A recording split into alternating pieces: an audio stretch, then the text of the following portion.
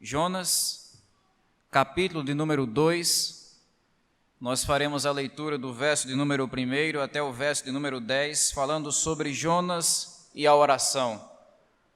No último domingo que eu estive aqui expondo a palavra, a gente pensou um pouco sobre o capítulo 1, falando sobre a rebelião de Jonas, quando ele se revoltou contra Deus e disse que não iria cumprir a sua missão.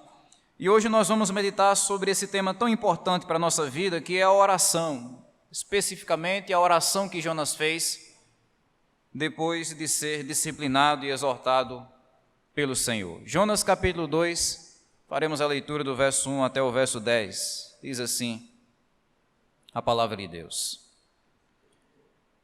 Então Jonas, no ventre do peixe, orou ao Senhor, seu Deus, e disse: na minha angústia clamei ao Senhor e ele me respondeu. Do ventre do abismo gritei e tu ouviste a minha voz. Pois me lançaste nas profundezas, no coração dos mares, e a corrente das águas me cercou. Todas as tuas ondas e as tuas vagas passaram sobre mim. Então eu disse: estou excluído da sua presença. Será que tornarei a ver o teu santo templo? As águas me cercaram até a alma, o abismo me rodeou, e as algas se enrolaram na minha cabeça. Desci até os fundamentos dos montes, desci até a terra, cujos ferrolhos se fecharam atrás de mim para sempre. Tu, porém, fizeste a minha vida subir da sepultura, ó Senhor meu Deus. Quando dentro de mim desfalecia a minha alma, eu me lembrei do Senhor, e subiu a ti a minha oração no teu santo templo. Os que adoram ídolos vãos abandonam aquele que lhes é misericordioso. Com a voz do agradecimento eu te oferecerei sacrifício, o que prometi cumprirei. Ao Senhor pertence a salvação. E o Senhor falou ao peixe, e este vomitou Jonas na terra. Que Deus aplique no nosso coração a palavra dele. Relembrando vocês do contexto dessa passagem, quando nós lemos o capítulo 1 do livro de Jonas, nós vemos que Jonas, depois de ser comissionado pelo próprio Deus, ele tentou fazer a maior loucura que um ser humano pode fazer na vida, que é tentar fugir de um Deus onipresente. Jonas tentou dar as costas a um Deus que se encontra em todos os lugares. Ele tentou fugir da presença do Senhor. Deus havia, como vocês podem ver no capítulo 1, ele havia comissionado Jonas para ir até uma cidade muito violenta, cruel daquela época, chamada Nínive, e lá, naquela cidade, Jonas ele iria pregar a palavra, não trazendo uma palavra de mil maravilhas, mas uma palavra dura, uma palavra de advertência, dizendo: olha, a maldade de vocês subiu até Deus, de modo que logo, logo, Deus ele vai derramar o seu castigo sobre essa cidade. Quando Jonas recebe essa missão de Deus, ele desobedece ao Senhor, ele tenta abandonar a sua missão, até que, no meio daquela rota de fuga, num episódio bastante conhecido da história de Jonas, quando ele está fugindo do Senhor em um barco, Deus ele envia uma grande tempestade e Jonas ele é atirado no mar como resultado da sua desobediência contra Deus. O resumo do capítulo 1 do livro de Jonas é justamente ele tentando fugir de Deus. Mas acontece uma reviravolta no capítulo 2. No capítulo 2, nós vemos que depois que Jonas foi atirado no mar, depois que ele foi preservado milagrosamente pela mão de Deus no ventre daquele grande peixe, agora Jonas, naquela situação crítica, ele começa a desejar a presença de Deus. Olha só a mudança. Capítulo 1, Jonas quer dar no pé, fugir de Deus, como está no verso 3 do capítulo 1, e agora que Jonas está debaixo do peso da mão de Deus, Jonas começa a desejar a presença de Deus, e nós vemos isso justamente através dessa bela oração que a gente leu aqui no capítulo 2. Vocês sabem que uma das maneiras mais sinceras que a gente tem de mostrar o desejo do nosso coração por Deus é através da oração, e foi isso que Jonas fez naquele momento. Ele clamou ao Senhor, ele orou, e é sobre esse tema que nós iremos meditar no capítulo 2 do livro de Jonas, a oração. Vocês sabem, irmãos, que o tema da oração é um tema extremamente importante para a nossa caminhada cristã, para a nossa vida espiritual. Uma das grandes necessidades que nós temos como igreja, como povo de Deus, é orar ao Senhor, é ter uma vida de oração constante. Eu não sei exatamente como é que está a sua vida de oração, qual foi a última vez que os seus joelhos tocaram o chão, com quanta constância você ora, clama, apresenta o seu dia ao Senhor. Mas eu posso dizer que uma das nossas maiores necessidades é a oração. Isso porque boa parte do fracasso e da frieza espiritual que atinge e até mesmo derruba muitos crentes na fé é resultado justamente de uma vida de oração desleixada.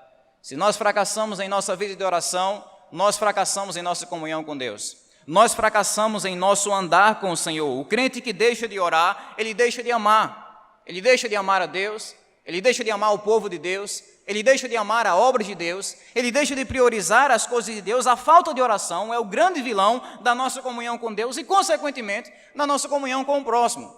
Porque se a gente não vai bem com Deus, a gente não vai bem com ninguém. É por isso que o tema da oração é um tema muito pertinente, relevante para a gente estudar nessa noite. No texto que nós acabamos de ler, nós vamos aprender basicamente 3 coisas sobre a oração. Primeiro, o caminho da oração, depois o conteúdo da oração e, por último, o aprendizado da oração. Se você observar o verso 1 e 2, nós vemos o caminho da oração de Jonas. Qual foi o caminho que Deus preparou para conduzir Jonas até a oração? Eu posso introduzir esse primeiro ponto com uma reflexão em forma de pergunta. O que é que acontece quando o crente ele deixa de orar? O que é que acontece quando o servo de Deus começa a negligenciar a oração na sua vida e no seu dia a dia? Esse é o caso de Jonas. Se você ler atentamente o capítulo 1, você vai observar que em nenhum momento da vida dele, naquele episódio de ser chamado por Deus, ele orou. Capítulo 1 não tem uma única palavra registrando a oração de Jonas. Ele não ora.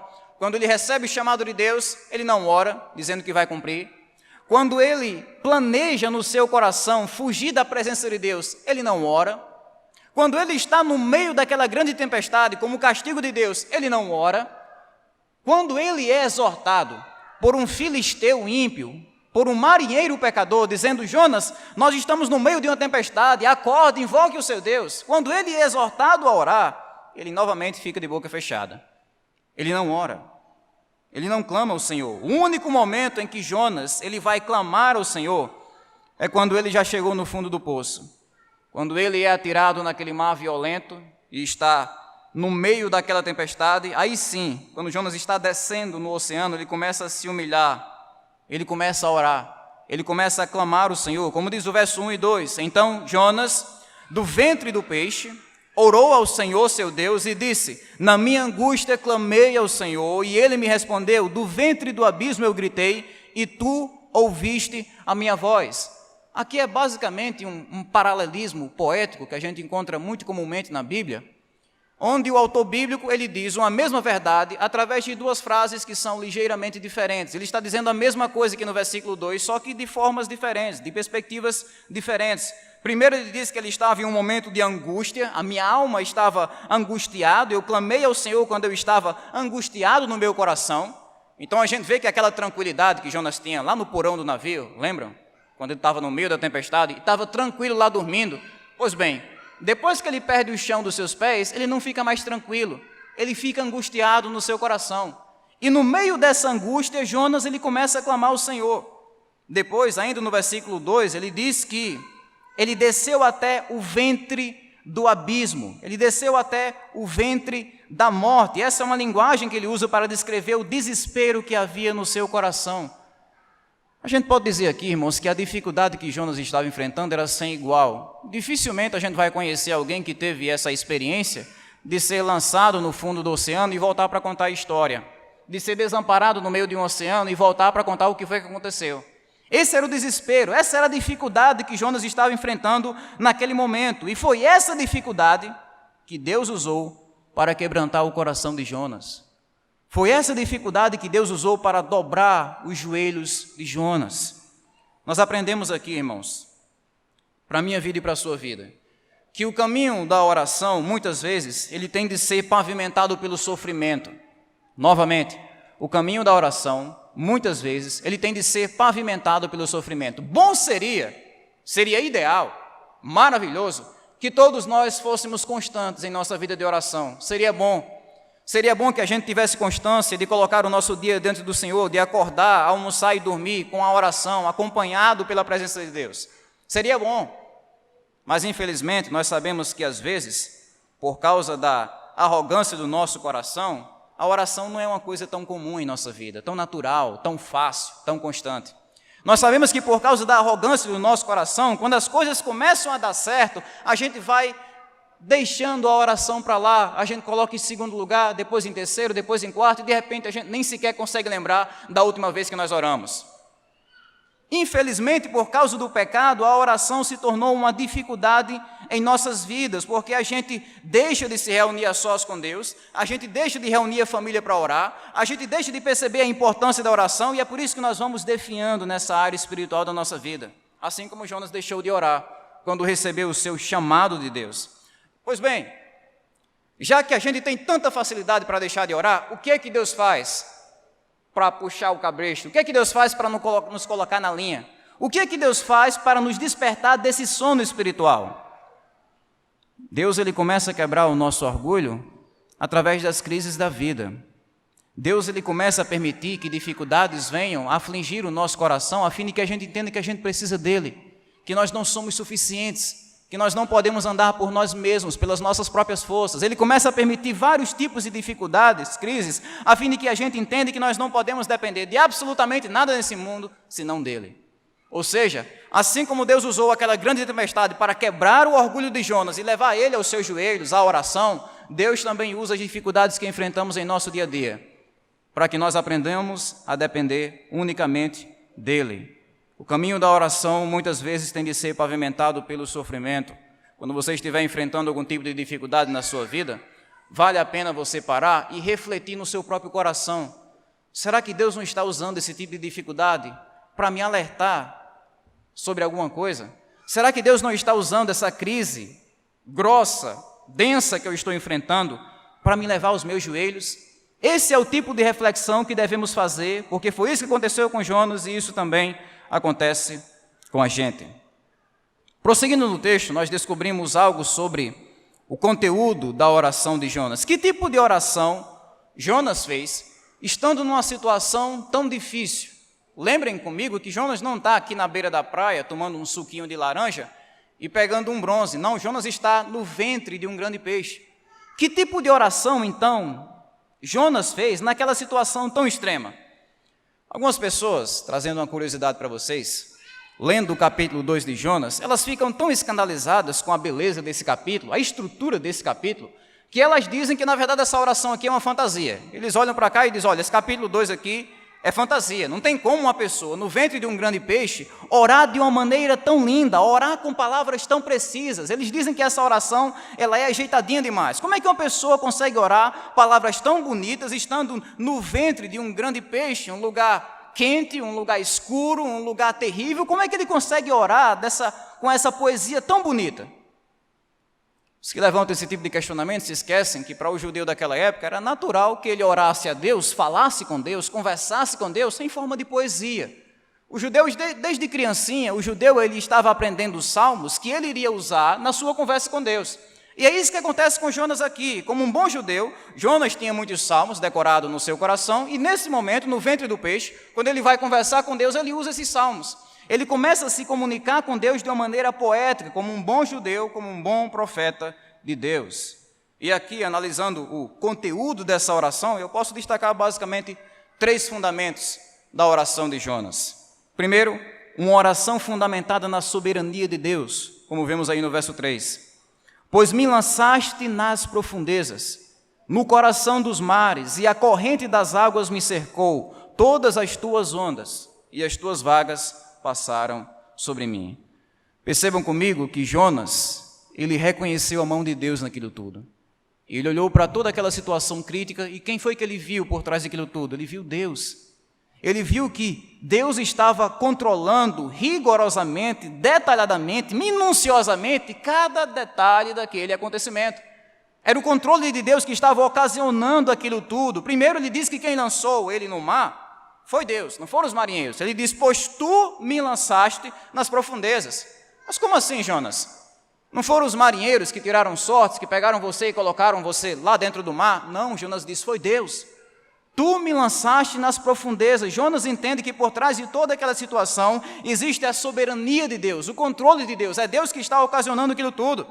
Depois ele diz que as ondas que estavam passando por cima dele eram ondas sopradas por Deus, como ele diz aqui. Todas as tuas ondas e as tuas vagas, que é a mesma coisa de onda, passaram sobre mim. Tente usar a imaginação que Deus lhe deu para entender o que está acontecendo aqui. Jonas está afundando no oceano. Ele olha para o alto, à medida em que ele se afasta cada vez mais da superfície, talvez vendo a sombra do navio se afastando no horizonte, ele olha para o alto e ele vê as ondas passando por cima dele. As tuas ondas passaram sobre mim. Não sei se você já viu alguma vez no YouTube, aquelas filmagens que eles fazem debaixo d'água, a câmera apontando para a superfície, e você vê aquela cena linda daquela onda cortando a luz do sol, cortando a superfície da água. É uma coisa linda de se ver, mas no YouTube. Aqui não é bonito, não. Aqui Jonas está desesperado. Ele olha para o alto e ele vê aquelas ondas cortando a superfície do oceano, a superfície do mar, mas ele diz, são as tuas ondas, as tuas vagas. Essas ondas que estão passando sobre mim, Jonas diz, são sopradas, controladas, direcionadas pelo sopro de Deus, pela mão de Deus. Ele consegue enxergar a mão de Deus que estava pesando sobre ele naquele momento. Mesmo enfrentando a crise por causa dos seus próprios pecados, Jonas entendia que Deus é soberano. E ele orou com esse entendimento de que Deus é soberano. Meus irmãos e amigos, esse não é apenas o fundamento da oração de Jonas, mas deve ser o fundamento da minha e da sua oração.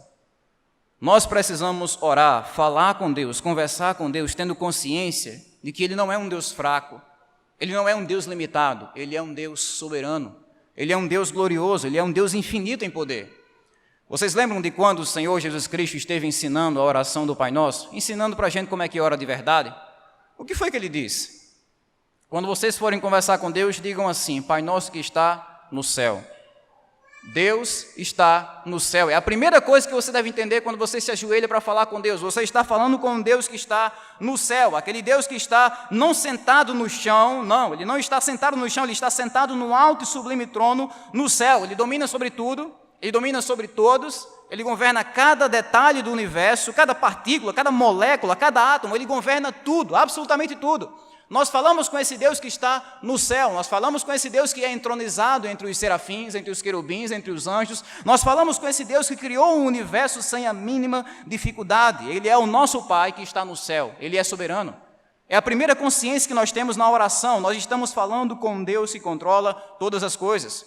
Os acontecimentos da nossa vida não são resultados da sorte e do acaso, são resultados da mão de Deus. As dificuldades que nós enfrentamos, todas elas são meticulosamente reguladas por Deus. Ele diz até onde vai essa dificuldade. As vitórias que nós temos também, que alegram o nosso coração, são concedidas pela mão de Deus, a graça dEle. Nós conversamos na oração com um Deus que é soberano. Jonas entendeu isso, mesmo no meio daquela crise. Foi o Senhor que me lançou na água, foi o Senhor que soprou aquelas ondas. Ele entendeu a soberania de Deus na oração. E nós faremos bem em imitar o profeta nisso. Segundo, no verso 4, nós vemos que a oração de Jonas era fundamentada no desejo por Deus. Então eu disse, estou excluído da sua presença. Será que tornarei a ver o teu santo templo? Percebam comigo que a sede que Jonas tem nesse momento é a sede pela presença de Deus. Novamente, essa é a grande diferença do capítulo 1 para o capítulo 2. Capítulo 1, ele quer fugir da presença de Deus. Ele faz de tudo para não ter Deus. Capítulo 2, no fundo do oceano, ele quer Deus.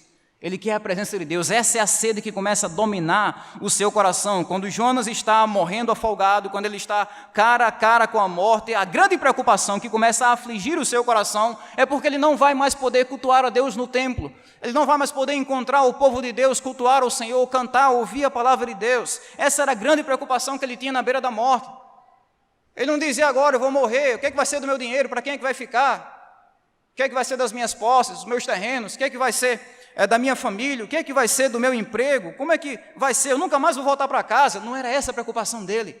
A preocupação que começou a sugar, a assaltar o coração de Jonas naquele momento em que ele estava morrendo afogado, à beira da morte, era essa. Eu não vou mais poder cultuar em Sião. Ele estava preocupado justamente com essa sede de Deus. E vale a pena a gente refletir sobre o nosso coração nesse ponto. Como é que eu me comportaria se eu estivesse a poucos segundos da morte? Como é que você se comportaria se você estivesse a poucos segundos de morrer? Qual seria a preocupação que mais pesaria no seu coração naquele momento? Quando Jonas estava na beira da morte, a grande preocupação dele, nós vemos aqui. E qual seria a nossa? Se a gente estivesse no mesmo lugar de Jonas, qual seria a grande preocupação na beira da morte? O emprego, a família, o dinheiro, os negócios, os bens materiais, os amigos? Isso aí é algo que só você pode responder. Mas aqui eu posso apresentar o exemplo de Jonas. A maior preocupação dele, na hora da morte, era a adoração a Deus. Ele estava preocupado com isso, que a morte iria afastar ele da oportunidade de louvar a Deus com a igreja, com o povo de Deus. Será que na hora da morte a gente se preocuparia com isso? Deus, e agora, Deus? Eu não vou mais poder voltar lá na igreja batista para cantar o Senhor, para cultuar, para te exaltar, para ouvir sua palavra, e agora? Eu vou abandonar isso aqui na terra? Ou será que a gente estaria preocupado com outras coisas? Meu Deus, e agora? Eu não vou mais poder acompanhar aquela sequência de filmes que eu tanto gosto, aquela série lá na Netflix. Eu não vou mais poder acompanhar aquela banda. Qual seria a preocupação que nós teríamos no nosso coração se estivéssemos na beira da morte? A sede de Jonas era essa. A sede por Deus, a sede pela presença de Deus. E esse sentimento, essa sede por Deus, resume uma das coisas mais importantes na oração. O que é oração? Oração é você expressar seu desejo por Deus. Isso é oração. É você dizer, Deus, eu quero o Senhor, eu quero caminhar contigo, não quero caminhar sozinho, eu quero o Senhor ao meu lado. Em qualquer coisa da sua vida, é você mostrar o seu desejo por Deus. Eu digo isso porque existe muita gente que até ora, mas ora da maneira errada. Pessoas que se aproximam da oração para desejar qualquer coisa, menos Deus. Pede emprego, pede segurança, pede saúde para a família, pede dinheiro, pede estabilidade profissional, pede conquistas materiais, pede tudo isso, mas não pede Deus, não pede comunhão com Deus. Não é que é errado você orar pelas coisas que você precisa no seu dia a dia. Há um lugar para isso na oração. Jesus disse, o pão nosso de cada dia nos dá hoje. Tem um lugar para isso. Mas primeiro vem, santificado seja o seu nome. Primeiro vem a nós o seu reino. Primeiro vem, seja feita a sua vontade. O centro da oração não são nossos desejos pessoais, nossos sonhos pessoais. O centro da oração deve ser Deus.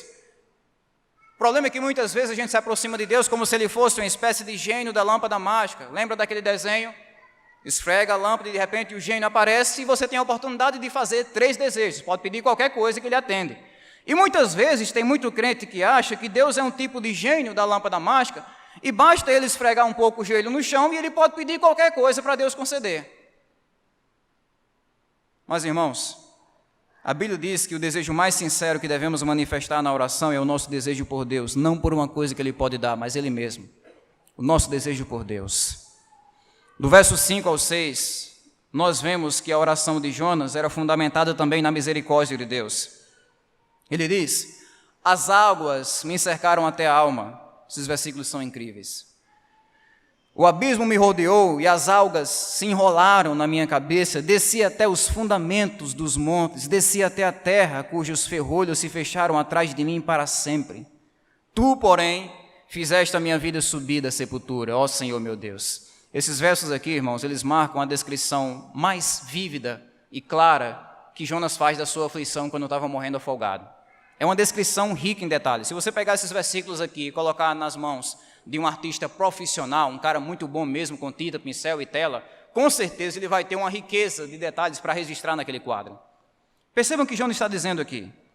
Primeiro ele diz que o mar aprisionou o corpo dele, aprisionou a alma dele. A gente imagina o corpo minúsculo de Jonas no meio de toneladas e toneladas e milhares de litros no oceano e o corpo minúsculo de Jonas sendo esmagado. É como se o mar estivesse prendendo o corpo de Jonas.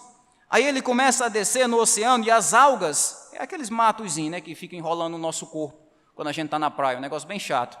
Jonas diz que as algas começaram a se enrolar na cabeça dele, é como se ele estivesse sendo abraçado pela própria morte, à medida em que ele está descendo às profundezas do oceano. Ele diz também que a descida dele ao oceano foi tão profunda que ele chegou até os fundamentos do monte.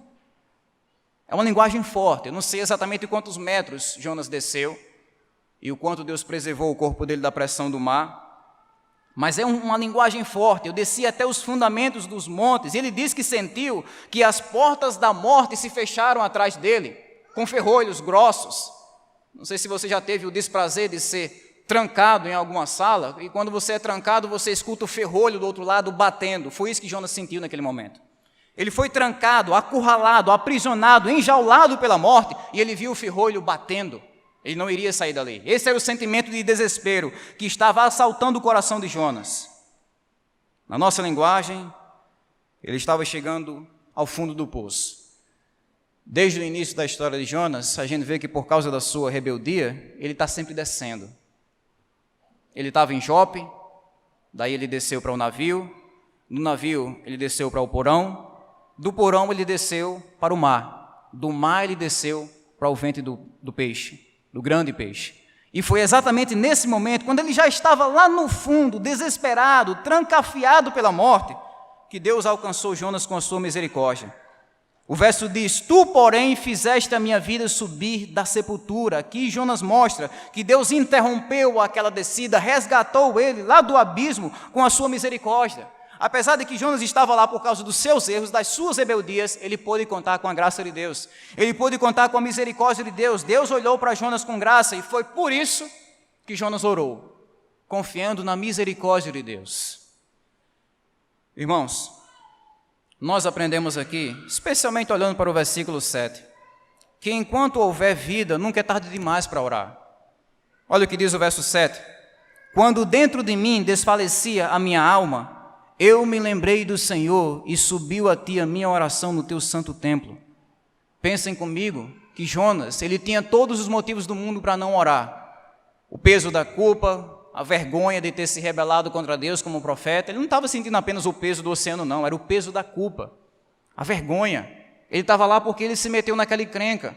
Ele tinha tudo para pensar assim: eu não vou orar para Deus não, porque não vai adiantar, Ele não vai me ouvir, Ele não vai me responder, Ele já desistiu de mim porque eu pequei feio, eu errei muito feio. Mas aí Jonas começa a se lembrar da misericórdia de Deus, e quando ele estava perecendo, ele orou. Deixa eu ter uma conversa bem sincera com vocês. Às vezes a gente erra, às vezes a gente pisa na bola. Para o cristão o pecado não é mais uma regra, mas ainda é presente. Nós erramos, nós falhamos, e nesses momentos em que nós pecamos contra Deus, o sentimento que vem é aquele sentimento de vergonha, né?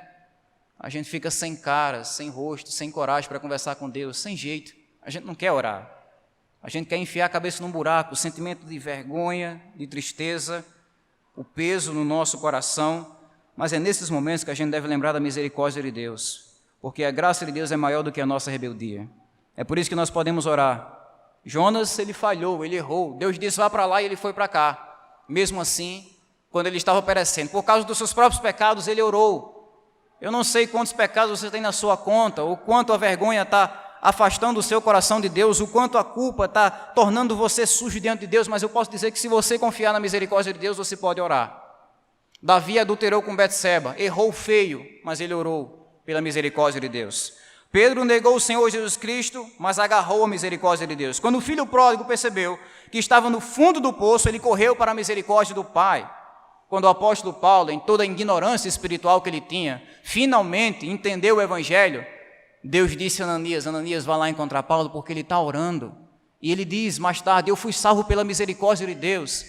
Irmãos, o que nós aprendemos é que enquanto houver vida, nunca é tarde demais para orar. Porque nós temos um Deus de misericórdia, nós temos um Deus de graça. Prosseguindo no texto, em último lugar, do verso 8 ao 10, nós vemos que Jonas ele tirou lições importantes desse episódio, que deseja compartilhar com o nosso coração. Qual foi o aprendizado de Jonas naquilo tudo? Primeiro, Jonas aprendeu que orar para os ídolos é loucura total. Verso 8: os que adoram ídolos vão, abandonam aquele que lhes é misericordioso. Ou seja, as pessoas que colocam a sua esperança, a sua oração em falsos deuses, elas serão certamente decepcionadas. É isso que Jonas está dizendo que ele aprendeu. Talvez ele estivesse lembrando aqui da experiência dos marinheiros no meio daquela tempestade. Eles estavam lá enfrentando aquela aflição enorme, não conseguiam salvar a embarcação, jogavam as bagagens no mar, mas não conseguiam salvar. E aí a Bíblia diz que cada um começou a clamar ao seu Deus. Cada um pegou o seu ídolo e começou a levantar um clamor. Um ídolo que não fala, que não vê, que não escuta, que não se comunica. Um ídolo que não pode fazer absolutamente nada. E Jonas, lembrando desse tipo de situação, provavelmente ele começa a dizer: olha, aqueles que procuram ídolos serão certamente decepcionados. Isso quer dizer que não basta a gente orar. Nós precisamos orar para um Deus que é verdadeiro. Nós precisamos orar para um Deus que é vivo. Vocês sabem que nesse exato momento existem milhões de seres humanos por aí fora que estão sim orando, clamando fervorosamente. Mas há ídolos, clamando para deuses que não existem, clamando para um pedaço de gesso, ou um pedaço de madeira, ou um pedaço de pedra, ou a um sol, ou uma lua, ou uma estrela, ou qualquer outra coisa. Deuses que na verdade não existem, mas o Filho de Deus ele entende que a oração ela é dirigida a um Deus que é vivo, um Deus que escuta, um Deus que é pessoal, que se relaciona, um Deus que vê, um Deus que age. É esse Deus que nós oramos, um Deus que é vivo e que opera maravilhas. É o maior encorajamento que a gente tem para orar. É apresentar a nossa vida não para o vento, mas para um Deus vivo.